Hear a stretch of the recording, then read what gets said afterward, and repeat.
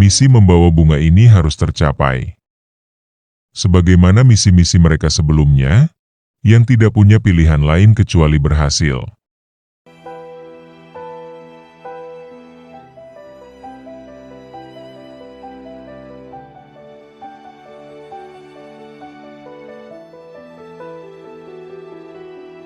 Atau mati. Suatu saat, laki-laki sahabatnya itu memberi misi menyelundupkan tas berisi dokumen rahasia yang sedang dicari penguasa. Mengungsikan tas itu keluar dari lokasi TKP yang kabarnya bakal digeledah. Kelompok temannya sedang dikejar, untuk dibuktikan bersalah atas kerusuhan besar mengarah pada kudeta penguasa. Ini terjadi seusai gagalnya gerakan sipil melawan sang diktator. Saat itu kalender membukukan tahun 1996. Sang diktator sedang kuat-kuatnya.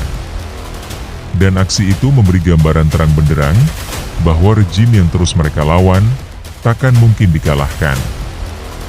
Rasa putus asa membesar.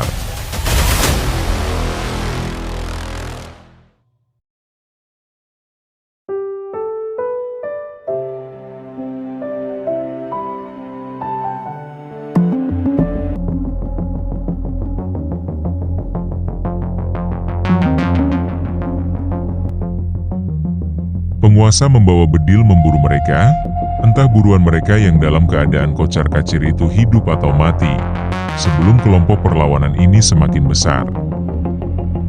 Mereka sudah melabelinya dengan istilah kiri baru, alias hantu komunis yang bangkit lagi. Tinggal menemukan alibinya. Dan dokumen di tas ini adalah bukti emas untuk ditunjukkan pada publik. Alibi paling sahih sebagai legitimasi memulihkan kembali stabilitas nasional. Alibi untuk menghabisi siapa saja lawan, termasuk juga yang tidak terlibat tapi menentang pemerintah, hingga ke akar-akarnya. Propaganda, hantu komunis. Menjadi kata yang dimengerti rakyat untuk tidak ikut melawan penguasa, tetapi justru bertindak sebaliknya, melaporkan dan menangkap mereka, sesama rakyat. Maka habislah gerakan masyarakat sipil ini.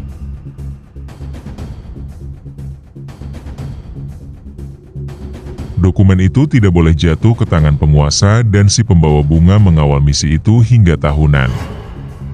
Ia mengembalikan dokumen yang ia sembunyikan tersebut kepada si pemesan bunga beberapa tahun kemudian setelah situasi dianggap aman. Hari ini, kalender mencatat tahun 2002. Para pecalang memandang tajam pria dari Jawa ini. Orang asing, yang membawa paket janggal untuk dimasukkan ke dalam perumahan yang bahkan portalnya pun tidak dibuka untuknya. Penguasa lama memang sudah tumbang. Tetapi kini tumbuh kengerian baru, kengerian konflik horizontal atas dasar ekstremitas. Agama maupun kesukuan. Ia tampak seperti kelingking di hadapan jari tangan lainnya. Dikelilingi pria adat berbadan tegap dan tinggi besar. Anda akan habis jika berbohong. Tuliskan di mana Anda menginap, dan berapa lama di Bali. Ini bukan bom kan? Tanya mereka menyelidik.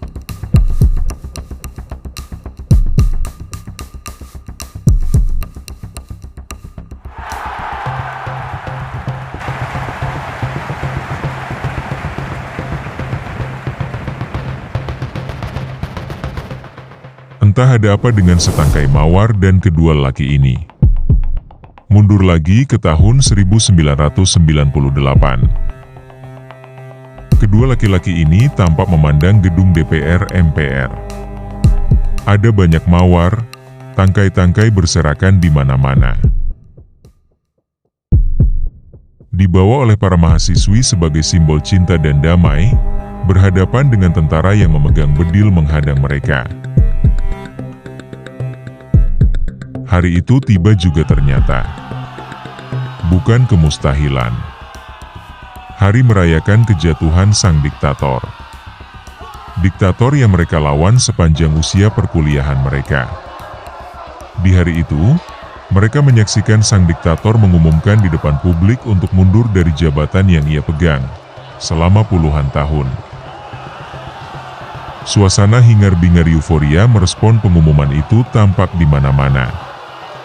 Orang-orang muda lompat ke dalam kolam di gedung itu, melempar jaket alma mater mereka.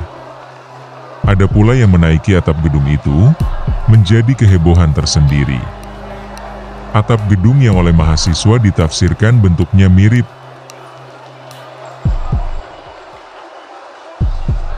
Ah, sudahlah.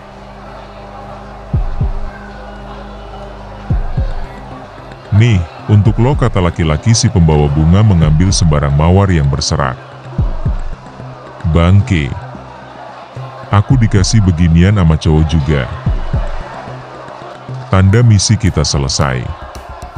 Kita tuntaskan di sini. Sesuai janji di masa Vivere Pericoloso tahun 1996, kalau rejim jatuh, kita tidak akan menaiki panggung ini untuk keuntungan pribadi. Panggung yang kita panggul bersama rakyat jelata. Panggung yang kita tapaki penuh kekerasan, penculikan dan pembunuhan. Belajarlah dari kepongahan sebelumnya untuk masuk ke dalam agar bisa memperbaiki keadaan. Betul. Birahi kita sendiri belum tahan. Seandainya power jatuh ke tangan kita, jawab si pemesan bunga. Malah giliran kita jadi pelaku berikut yang memakan rakyat.